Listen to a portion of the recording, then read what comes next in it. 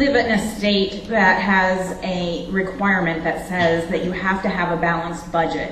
And so you need to be careful on these ballot issues, because what they're really doing is asking you, the taxpayer, to pay something outside of the budget. They're saying, well, this is a great program, and we're going to tell you this is a great program, so we're going to take it outside of the purview of what the legislator is doing, so that when they balance their budget, this is over and above this. You get to pay this is bonus that you get to pay. But they're not telling you that this is pulled outside because they can't meet their lawful duty to balance the budget if they keep funding more and more government and more programs. And going back to what I said earlier, 80% of all jobs are created by small businesses. We're at a point in our nation right now, a breaking point, where government jobs are paying over $70,000 on average a year, and you, the private citizen or your private business owner, those people are making $35,000 a year on average. And they're the ones who are producing the goods and the services. We can't afford to have the government create government jobs,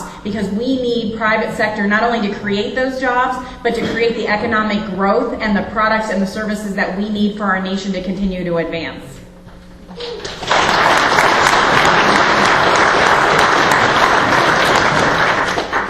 Well, I know a whole lot more about this issue than I can tell you in a minute and a half, so see me afterwards if you'd like to hear some more about it. I will be voting no as well, because the third frontier is, well, let me be frank, it's welfare for the intellectual community. That's what it's going to amount to. And Jeanette talked about balancing the budget. We couldn't even balance it this time without federal stimulus funds. It had an $8 billion hole in it. And we are allowed to borrow up to 5% in bonds.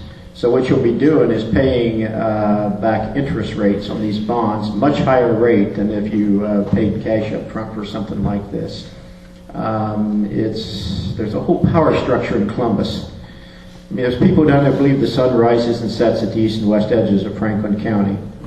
And if I could, if you want to know who's supporting this, I can tell you, go to the press box at a Ohio State football game, and you'll see everybody up there that's supporting this issue. Once again, I think it's welfare for the intellectual community, and I'm not supporting it.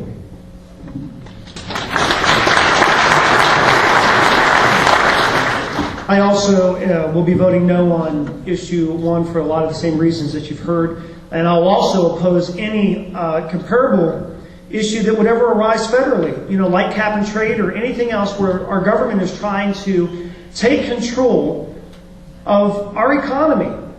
You guys are the ones that are supposed to be in control of the economy, whether it's in the state or whether it's federal. And so it's no on issue 1.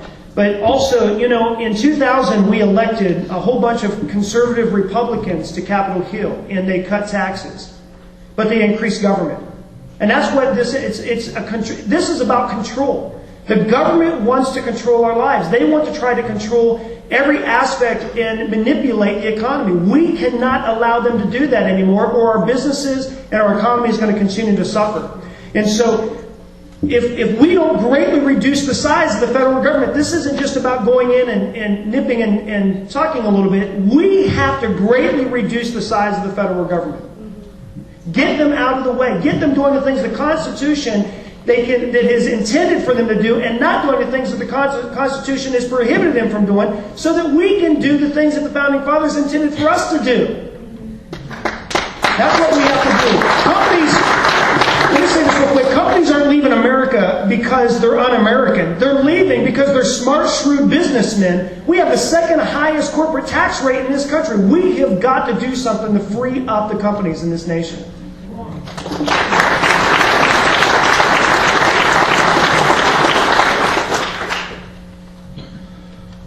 We have 20 more cards here. We don't have time to do this, so in the interest of time and of people getting as many answers as possible, I'm going to ask the candidates to limit their questions to 1 minute. Squeeze time. George Samby.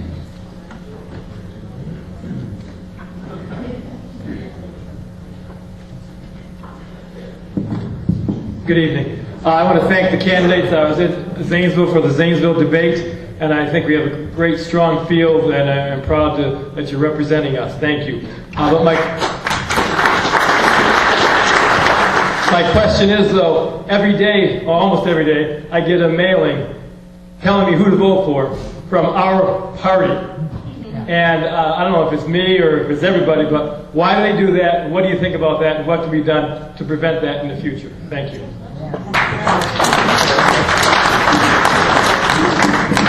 Well, that's real simple. I mean, the party is the Republican Party is terrified that someone would actually win this primary and go to Washington and actually fight for conservative values.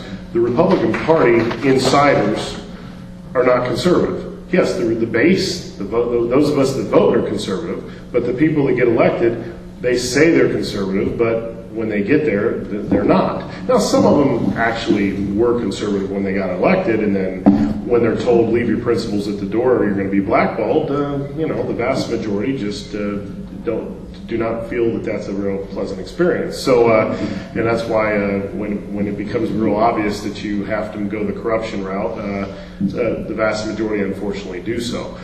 It's a very, I was there. You have to pay a huge political price to go against the party when and tell them they're wrong when they're wrong. But you know what? They don't want to hear it, and they're the ones with the money, and they'll make sure they'll do whatever they can to keep you out.